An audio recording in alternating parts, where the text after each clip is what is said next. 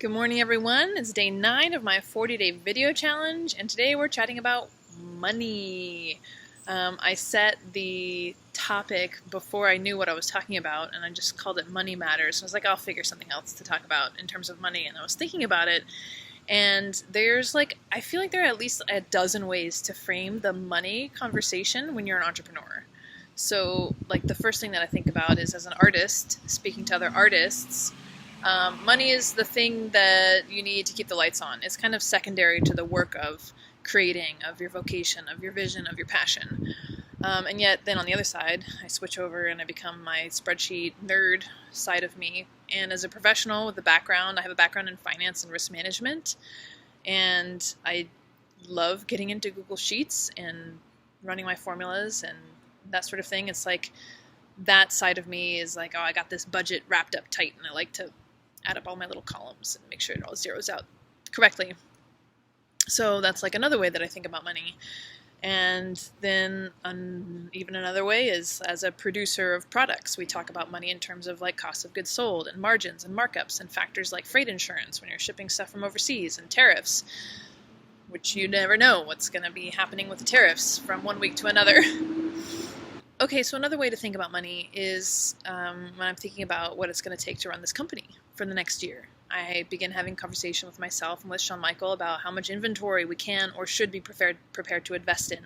What will it require, what kind of money or what funding is required to achieve our strategic milestones this year, and then what revenue opportunities are in front of us. And so that's a different money conversation. And then this other money conversation that I keep having over and over again with Alex, who's the director of our accelerator program, is just, in his mind, it's a simple matter of how much value do we have wrapped up in the inventory that we currently have in our warehouses, and then how can we sell all that as soon as possible to make as much money as we can now. And I really like that. Sometimes it sounds a little easier said than done, but I'm working towards it. I'm taking his advice, and I'm trying to sell right now to generate some of those funds.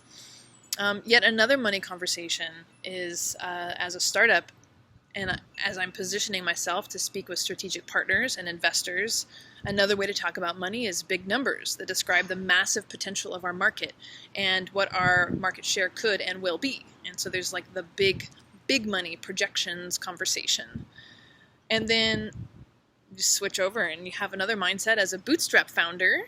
I have this moment sometimes when I realize that hour for hour, the temporary entry-level virtual assistant that I've hired from the Philippines is officially making a better wage than I am. It's another level of money understanding.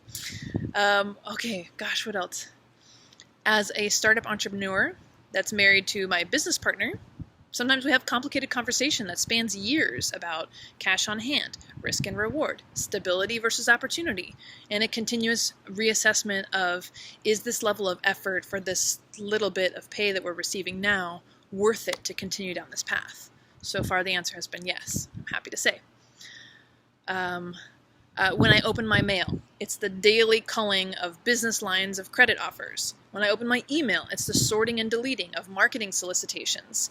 And when I read my LinkedIn messages, it's the filtering of representatives from Chinese factories offering their pre-made line of bar tools for me to consider purchasing and reselling. So those are like other money, all these money offers that are coming towards me that involve money or me parting with money in some way, shape, or form. Yet another way to think about money, I was having a conversation with my daughter about money the other day. And I think it was a few days later, and she said, oh, I really want to go to the Children's Museum. She said, but you have to earn more money before we can buy passes. And that's totally true. It's one of those things where it's like, we have zoo passes, and right now we don't have passes to the Children's Museum, which is unfortunate because it's the only really kid-friendly place in downtown San Diego now that we live there. But it's like, that $130 family pass is just going to have to wait until after we pay for some other things now that we've accumulated, moving is always expensive. So yet another way that we have to talk about money. Is the as a mom, how do I explain money to my child and that things cost money, and if you can't just have new shoes all the time because you're gonna only pick one shoe to wear that you want to wear, and the other options that I bought you are not going to get worn because then you're going to grow out of that one. Money. Another money conversation that I had recently with Sean was about the launch of our next crowdfunded product launch. And those are fun for me because it engenders this subtle yet very palpable feeling of excitement.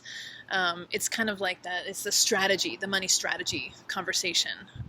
We're big fans of Catan, or Catan, however you say it, even though I haven't played it in years. But it's that feeling like when you're 2 turns away from winning at Catan, but you understand also that like anything could happen at any moment that would just like make your plans go off and disintegrate into thin air. And so you keep your elation and your nervous positive energy under wraps until it would be the most productive time to release that energy. So that's another like association that I have with money and money conversations as an entrepreneur. And then at the end of the day, the main conversation that Sean and I always try to have about when we're talking about finances and funding and money is talking about it in terms of how much life we are exchanging for the resources that we're getting, and then how much life those resources are giving back to us. Because for us, that life that we're giving away in exchange for those funds, whether those be present or future funds, because you're a bootstrap founder, that isn't necessarily the thing that's coming into your pocket every day.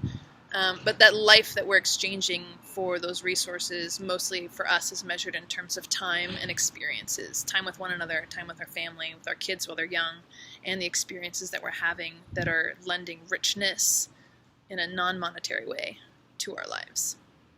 So there you have it. 12 ways that when someone wants to talk to me about money, or when I just see the $ symbol, any one of those 12 ways of thinking about money could pop into my head at any given time.